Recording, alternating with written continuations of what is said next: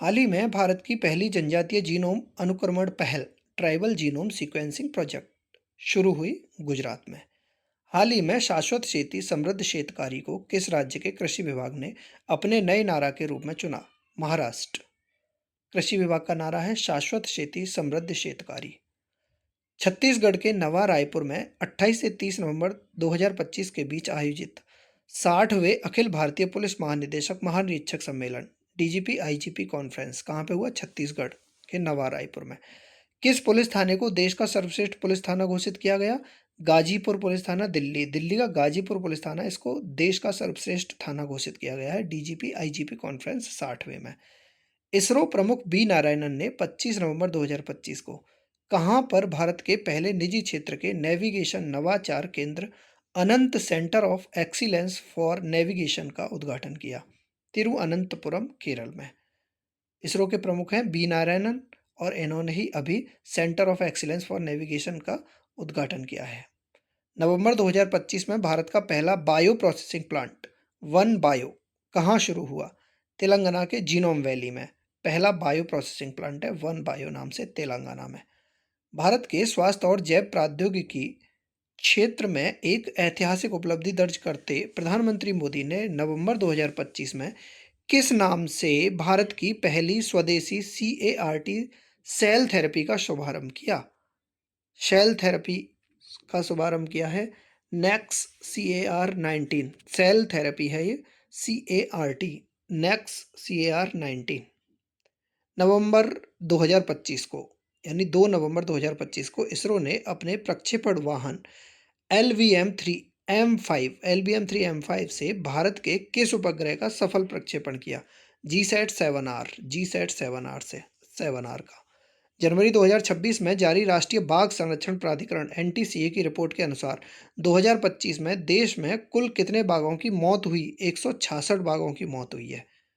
Great Nicobar द्वीप में हाल ही में खोजी गई वॉल्फ स्नेक की नई प्रजाति का नाम किस संरक्षणवादी के नाम पर रखा गया है? स्टीव इरविन के नाम पर वॉल्फ स्नेक की नई प्रजाति का नाम है।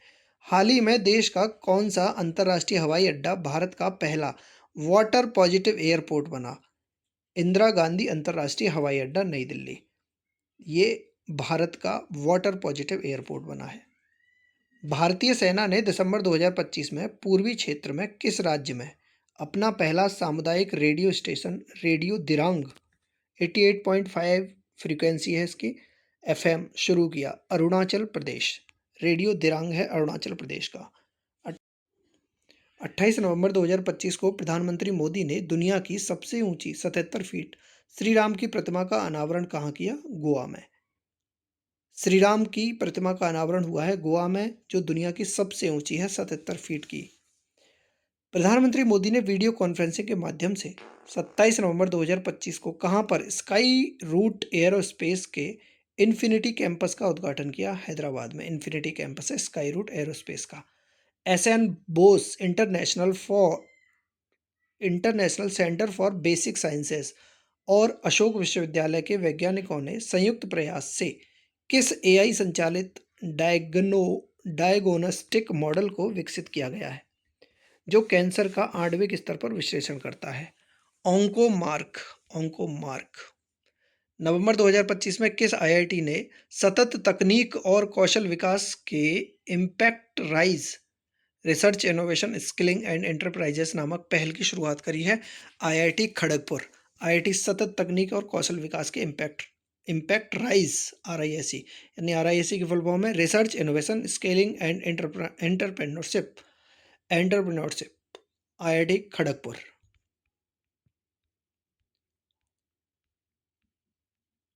नवंबर 2025 में पेरिस स्थित यूनेस्को मुख्यालय में किस महान भारतीय विभूति की प्रतिमा का अनावरण किया गया? बाबा साहेब अम्बेडकर। पेरिस स्थित यूनेस्को मुख्यालय में बाबा साहेब अम्बेडकर। भारत के पहले आधुनिक रिवर फेरी टर्मिनल का केंद्रीय वित्त मंत्री निर्मला सीतारमण ने नवंबर 2025 में कहां पर उद्घाटन किया? गुवाहाटी में ब्रह्मपुत्र नदी पर। नवंबर 2025 में किसे यूनिसेफ इंडिया का सेलिब्रिटी एडवोकेट नियुक्त किया गया? कीर्ति सुरेश को। नवंबर 2025 में जारी जलवायु परिवर्तन प्रदर्शन सूचकांक CCPI 2026 में भारत को कौन सी रैंक प्रदान की गई? 23वीं रैंक।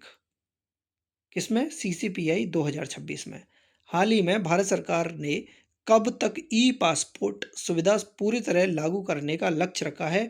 2035 तक ई पासपोर्ट पूरी तरह लागू हो जाएगा। हाल ही में आई एक रिपोर्ट के अनुसार 100% साइबर धोखाधड़ी प्रतिक्रिया प्रणाली वाला भारत का पहला राज्य बना है गोवा। 100% साइबर धोखाधड़ी प्रतिक्रिया प्रणाली है यहाँ पर। हिमाचल प्रदेश स्थित वह स्थल जिसे अक्टूबर 2025 में यूनेस्को द्वारा विश्व जैव मंडल रिजर्व नेटवर्क सूची में भारत के 13वें बायोस्फीयर रिजर्व के रूप में शामिल किया। 13th बायोस्फीयर रिजर्व है शीत मरुस्थल जैव मंडल रिजर्व। शीत मरुस्थल जैव मंडल रिजर्व। 27 नवंबर 2025 को प्रधानमंत्री मोदी ने किस नाम से भारत के पहले प्राइवेट स्पेस रॉकेट का अनावरण किया? प्राइवेट स्पेस रॉकेट का नाम है विक्रम-1। अमेरिकी उद्योगपति एलन मस्क की कंपनी टेस्ला ने नवंबर 2025 में भारत में कहां पर पहला ऑल इन वन सेंटर खोला है? जगह का नाम है गुरुग्राम, सेंटर का नाम है ऑल इन वन, कंपनी का नाम है टेस्ला। बिहार के कटिहार जिले में स्थित किस झील को हाल ही में भारत के 94वें रामसर स्थल घोषित किया गया है?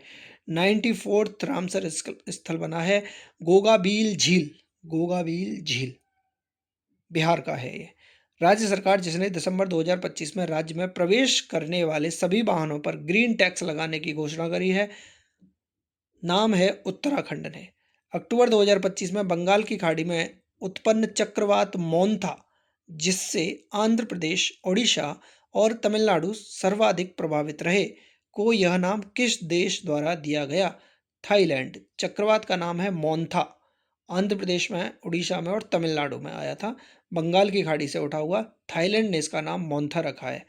मोन्था से पूर्व आए महत्वपूर्ण तूफानों और उनका नामकरण करने वाले देशों के साथ विवरण इस प्रकार है। शक्ति नाम दिया था श्रीलंका ने, फेंगल सऊदी अरब ने, दाना दिया था कतर ने, असना दिया था पाकिस्तान और रैमल दिया था ओमान ने। कुनो और गांधी सागर के बाद हाल ही में मध्य प्रदेश के किस अभ्यारण्य को भारत के तीसरे चीता स्थल के रूप में विकसित करने की घोषणा की गई? नौरादेही वन्यजीव अभ्यारण्य, ये भी चीता स्थल बना दिया गया है। इससे पहले कूनो और गांधी सागर दोनों थे।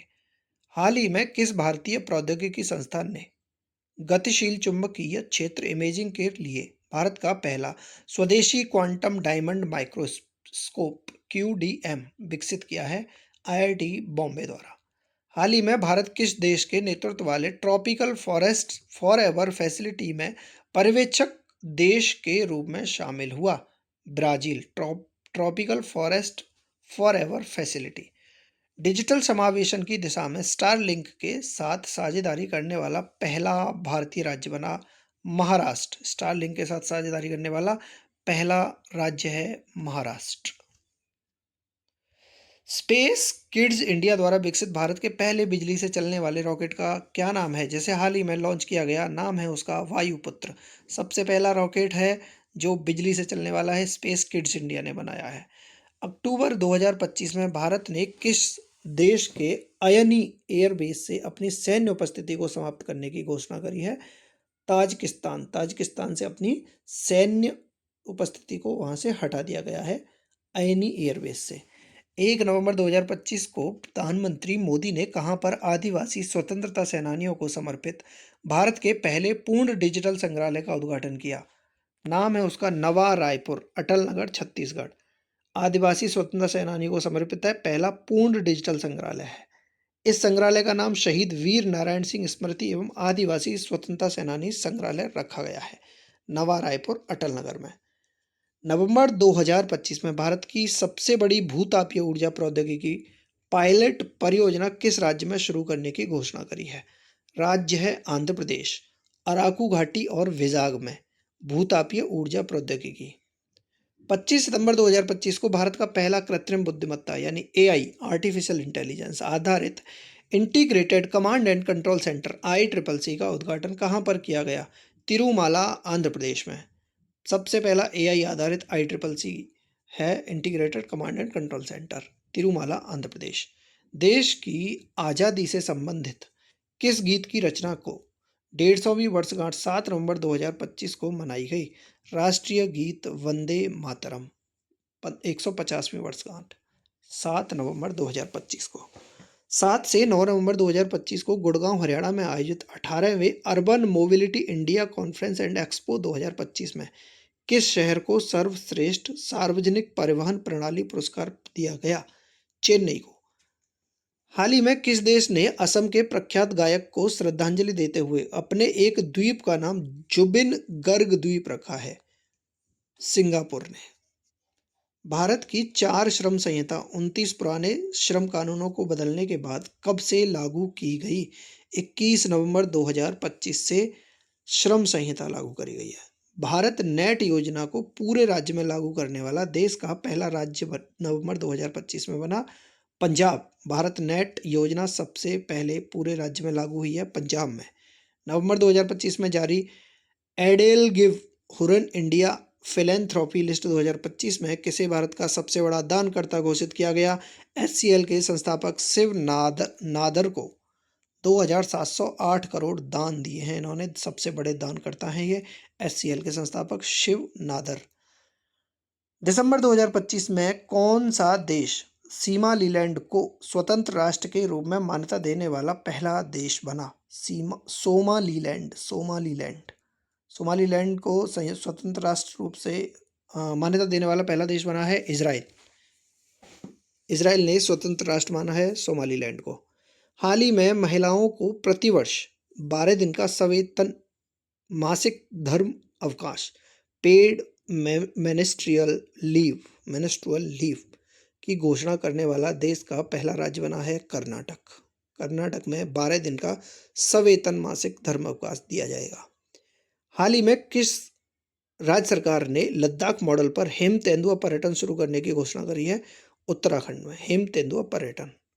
जर्मन वॉच द्वारा बेलम ब्राजील में आयोजित कॉप 30 में जारी ग्लोबल क्लाइमेट रिस्क इंडेक्स 2026 में दीर्घकालिक सूचकांक में भारत किस रैंक पर है? 9वीं रैंक पर है क्लाइमेट रिस्क इंडेक्स में। हाल ही में भारत ने किस देश के साथ संयुक्त रूप से महत्वाकांक्षी अंतरिक्ष मिशन लूनर पोलर एक्सप्लोरेशन को लॉन्च करने की घोषणा की है, जिसका उद्देश्य चांद के दक्षिणी ध्रुव पर पानी के बर्फ की खोज करना? जापान ने लूनर पोलर एक्सप्लोरेशन लॉन्च किया है, जो चांद पर पानी ढूंढने का काम करेगा। 22 से 23 नवंबर 2025 को दक्षिण अफ्रीका के जोहान्सबर्ग में संपन्न G20 शिखर सम्मेलन में भारतीय प्रधानमंत्री मोदी ने आतंकवाद और ड्रग तस्करी के नेक्सस को समाप्त करने के लिए किस वैश्विक अभियान को शुरू करने का प्रस्ताव रखा? G20 initiative on countering the drug terror nexus. हाल ही में जारी Time Out city life index 2025 के अनुसार एशिया का सबसे खुशहाल शहर किसे घोषित किया गया? मुंबई, भारत। भारत के सहयोग से निर्मित हनी माथू अंतर्राष्ट्रीय हवाई अड्डे का हाल ही में किस देश में उद्घाटन किया गया? मालदीव में। हनी माथू अंतर्राष्ट्रीय हवाई अड्डा भारत के सहयोग से बनाया जा रहा है मालदीव में। 31 अक्टूबर 2025 को विश्व नगर दिवस के अवसर पर उज्बेकिस्तान के समरकंद में यूनेस्को के 43वें महाधिवेशन में भारत के किस शहर को पाक कला के सृजनशील शहर का दर्जा दिया गया? लखनऊ, उत्तर प्रदेश। सृजनशील, पाक कला का सृजनशील शहर। अक्टूबर 2025 में जारी अंतर्राष्ट्रीय प्रकृति संरक्षण संघ IUCN की नवीनतम समीक्षा रिपोर्ट में किस भारतीय विश्व धरोहर स्थल को जैव विविधता की स्थिति, प्रबंधन की गुणवत्ता तथा जलवायु परिवर्तन के प्रति लचीलेपन के कारण अच्छा यानी गुड की श्रेणी में शामिल किया गया? खंगचेडजोंगा राष्ट्रीय उद्यान सिक्किम का। किस राज्य में स्थित तिरुमाला हिल्स और लाल रेत के टीले को हाल ही में यूनेस्को की संभावित सूची में शामिल करने की घोषणा की है? आंध्र प्रदेश।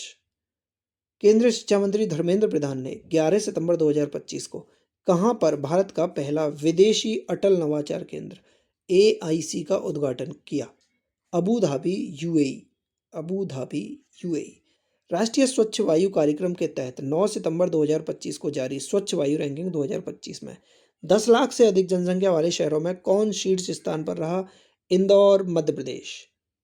अगस्त 2025 में भारत सरकार के जनजातीय कार्य मंत्रालय ने किस नाम से भारत का पहला AI संचालित जनजातीय भाषाओं का अनुवादक लॉन्च किया?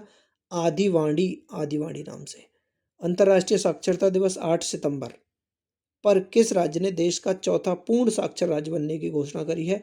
हिमाचल प्रदेश चौथा पूर्ण राज्य बन गया है, पूर्ण साक्षरता वाला राज्य। 30 अगस्त 2025 को रक्षा मंत्री राजनाथ सिंह ने कहां पर Raphe M fibre private limited द्वारा निर्मित देश की सबसे बड़ी एरो इंजन परीक्षण केंद्र का उद्घाटन किया? Noida, Uttar Pradesh. M fibre private limited, Raphe M fibre private limited. 4 सितंबर 2025 को भूटान के प्रधानमंत्री तेशेरिंग शेरिंग तोब्गे ने भारत में कहां पर पारंपरिक बौद्ध अनुष्ठानों के साथ रॉयल भूटान बौद्ध मंदिर का उद्घाटन किया? राजगीर, नालंदा, बिहार। सितंबर 2025 में नई दिल्ली में दक्षिण एशिया की पांडुलिपि परंपराओं और गणितीय योगदानों पर किस सम्मेलन का आयोजन किया गया? संहिता, SAMHITA संहिता। केंद्रीय मंत्री अश्विनी वैष्णव ने सेमीकॉन इंडिया 2025 सम्मेलन में 2 सितंबर 2025 किस नाम से देश का पहला स्वदेशी 32 बिट प्रोसेसर को लॉन्च किया है? विक्रम 3201 नाम से, विक्रम 3201। अब इससे आगे हम नेक्स्ट वीडियो में देखेंगे।